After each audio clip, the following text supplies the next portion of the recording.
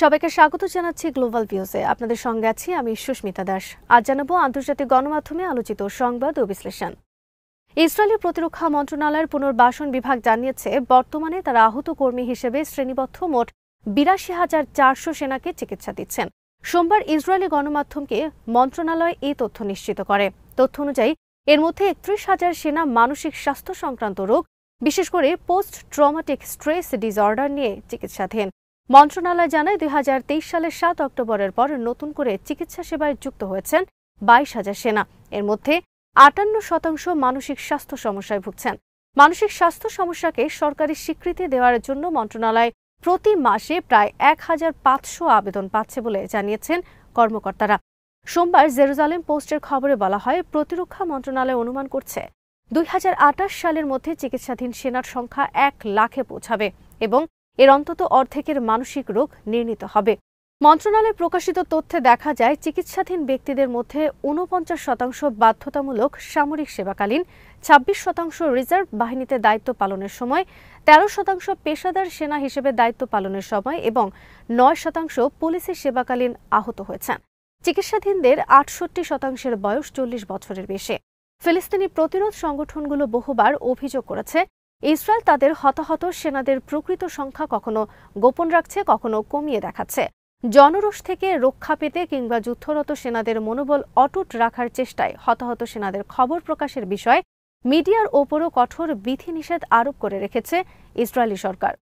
২০২৩ সালের ৭ October Al Aqsa flood অভিযানের সময় ফিলিস্তিনি প্রতিরোধ যোদ্ধাদের সঙ্গে সংঘর্ষ থেকে রোমান গোফমানের পালানোর ভিডিও ইসরায়েলি গণমাধ্যমে নতুন করে প্রচার হচ্ছে। সম্প্রতি তাকে ইসরায়েলের গোয়েন্দা সংস্থা মোসাদের প্রধান হিসেবে মনোনীত করার পর এই ভিডিও আবার সামনে আসে। প্রচারিত ক্লিপগুলোতে দেখা গেছে, গোফমান সদেরত বসতির কাছে শাহ আর হাহ নেগেভ জংশনে যুদ্ধে অংশ নিয়ে অস্ত্র থেকে ফায়ার করছেন। অল্প সময় গুলি বিনিময়ের পর দৌড়ে পালিয়ে যান তিনি। ইসরায়েলি প্রতিবেদনে বলা হয়েছে, ওই সংঘর্ষে গোফমান আহত হন। পরে তাকে আশকেলনের বার্জিলাই মেডিকেল সেন্টারে নেওয়া হয়। তখন তার পদ ছিল ব্রিগেডিয়ার জেনারেল এবং তিনি তজ এলিম ঘাঁটির কমান্ডার ছিলেন। পরে তিনি প্রধানমন্ত্রী বেঞ্জামিন নেতানিয়াহুর সামরিক সচিব হিসেবে দায়িত্ব পালন করেন। গোফমান বর্তমানে মেজর জেনারেল। গত বৃহস্পতিবার নেতানিয়াহু তাকে মোসাদের পরবর্তী প্রধান হিসেবে মনোনীত করেন। তিনি ডেভিড বার্নিয়ার স্থলাভিষিক্ত হবেন। বার্নিয়ার মেয়াদ শেষ হবে আগামী বছরের জুনে। নিয়োগ ঘোষণায় নেতানিয়াহুর কার্যালয় নিশ্চিত করেছে, ৭ অক্টোবরের সংঘর্ষে গোফমান গুরুতর আঘাত পেয়েছিলেন। গোফমানকে নিয়োগ দিতে সিনিয়র নিয়োগ বিষয়ক উপদেষ্টা কমিটির অনুমোদন প্রয়োজন। তবে সিদ্ধান্তটি ইসরায়েলের নিরাপত্তা প্রতিষ্ঠানের ভেতর ব্যাপক বিতর্ক সৃষ্টি করেছে। নিরাপত্তা কর্মকর্তারা অভিযোগ করছেন, গোফমানের গোয়েন্দা ও দক্ষতার অভাব রয়েছে। ইসরায়েলি চ্যানেল 13 জানিয়েছে, তার নিয়োগ নিরাপত্তা ব্যবস্থার ভেতর পদত্যাগের ঢেউ সৃষ্টি করতে পারে।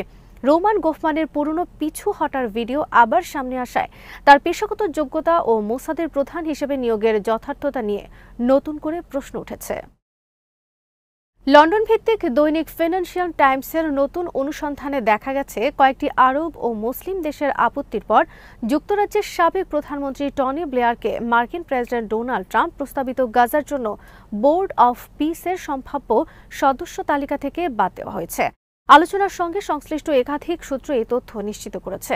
গত সেপ্টেম্বরে প্রকাশিত ট্রাম্পের ২০ দফা যুদ্ধোত্তর গাজা পরিকল্পনার একমাত্র প্রকাশ্যে আসা সম্ভাব্য সদস্য ছিলেন ব্লেয়ার।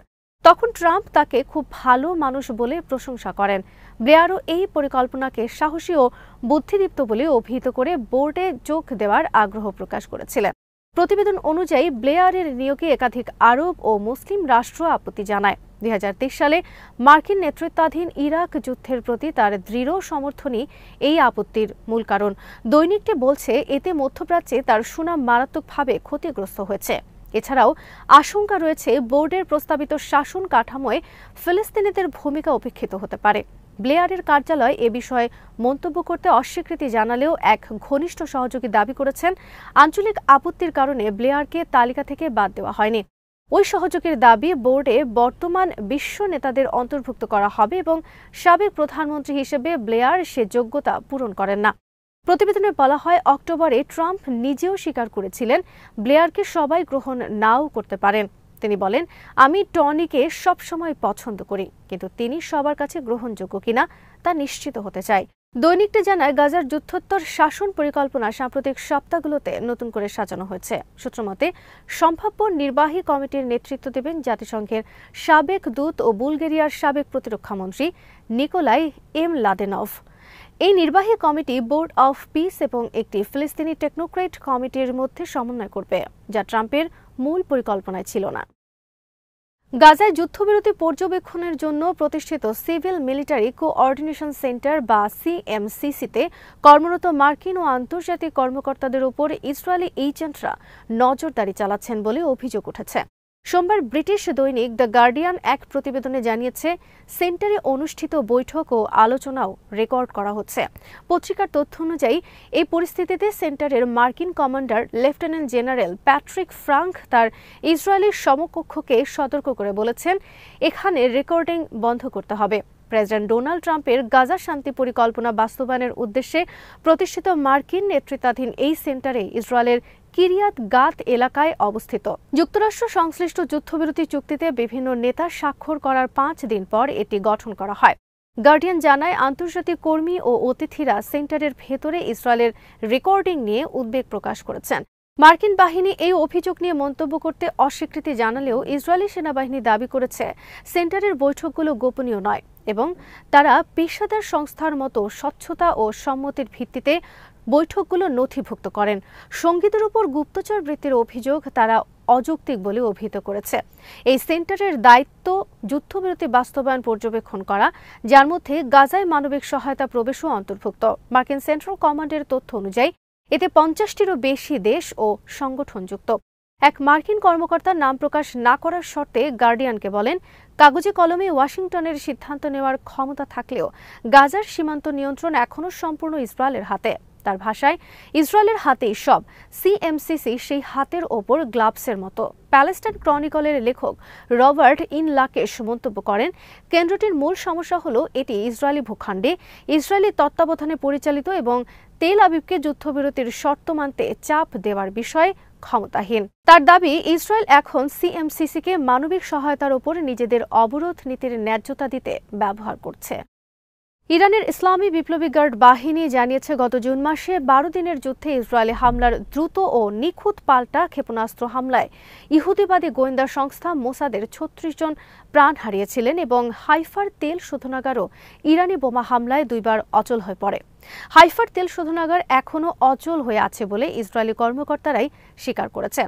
ইসলামী বিপ্লবী গার্ড বাহিনীর মুখপাত্র ব্রিগেডিয়ার জেনারেল আলী মোহাম্মদ নাইনি 12 দিনের ওই যুদ্ধে ইসরায়েলি ক্ষয়ক্ষতির বিস্তারিত বর্ণনা দিতে গিয়ে বলেছেন, ইসরায়েল তেহরানের একটি তেল ডিপোতে হামলা চালানোর 5 ঘণ্টা পরই হাইফার তেল শোধনাগারে 2 দফা ক্ষেপণাস্ত্র হামলা চালায়। ইসরায়েল আমাদের একটি গোয়েন্দা দফতরে হামলা চালানোর পর আমরা মোসাদের সদর দফতরে হামলা চালাই এবং এতে 36 ইহুদিবাদী নিহত হন। ইসরায়েলের আকাশ প্রতিরক্ষা ব্যবস্থাও স্তরগুলো অত্যাধুনিক মার্কিন প্রযুক্তি সজ্জিত হওয়ার পরও ইরানের ক্ষেপণাস্ত্রগুলোর নিখুঁত লক্ষ্যভিত্তিক হামলাগুলো ঠেকাতে ব্যর্থ হয় এবং তা ইসরায়েলের ঊর্ধ্বতন কর্মকর্তারা এখন স্বীকার করছেন। যদিও প্রথম দিকে ইসরায়েল এইসব খবর গোপন রাখার নির্দেশ দিয়েছিল। নাইনি বলেছেন, ইসরায়েলের 200 থেকে 250টি যুদ্ধবিমান, রাডার সাইট, যুদ্ধজাহাজ ও সমন্বিত বিমান প্রতিরক্ষার স্তরগুলো একাধিক টার্গেটের ওপর নিখুঁত হামলার পরিপূর্ণ প্রস্তুতি নিয়ে ইরানি ক্ষেপণাস্ত্রগুলোর একটিতেও ঠেকাতে পারেনি। যদিও প্রথম দিকে ইসরায়েল দাবি করেছিল, ইরান কার্যকর পাল্টা হামলা চালাতে সক্ষম নয়। জেনারেল নাইনি বলেন, আমরা এটা দেখিয়েছি যে ইরানের বিরুদ্ধে যে কোনো আগ্রাসন তাৎক্ষণিক, সমানুপাতিক ও অত্যন্ত কার্যকর পাল্টা প্রতিশোধের শিকার হবে। শত্রুপক্ষের বিমান বাহিনীর অনেক বেশি পরিমাণগত শ্রেষ্ঠত্ব থাকার পরও ইরান মূলত ক্ষেপণাস্ত্র, ড্রোন ও সাইবার দক্ষতাগুলোর উপর নির্ভর করে ইসরায়েলকে যুদ্ধবিরতি চাইতে বাধ্য করতে সক্ষম হয় বলে তিনি ইঙ্গিত করেন। যুক্তরাজ্য ভিত্তিক সংবাদ মাধ্যম the Telegraph Irani drone Shahid 136 থেকে যুক্তরাষ্ট্রের কপি বা অনুকরণ করা নিয়ে একটি প্রতিবেদন প্রকাশ করেছে।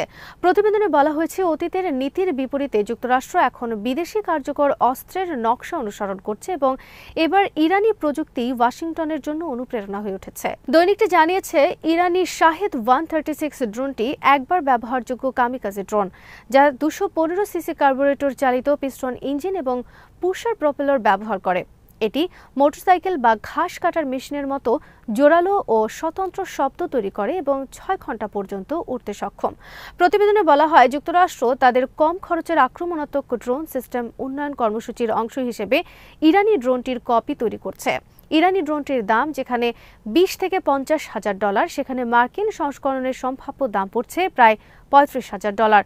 প্রতিবেদন অনুসারে এই মার্কিন ড্রোনটি এখন FLM-136 নামে পরিচিত এবং সেন্টকমের নতুন unit strike of the scorpion এর মাধ্যমে পশ্চিম এশিয়ায় মোতায়েন করা হচ্ছে।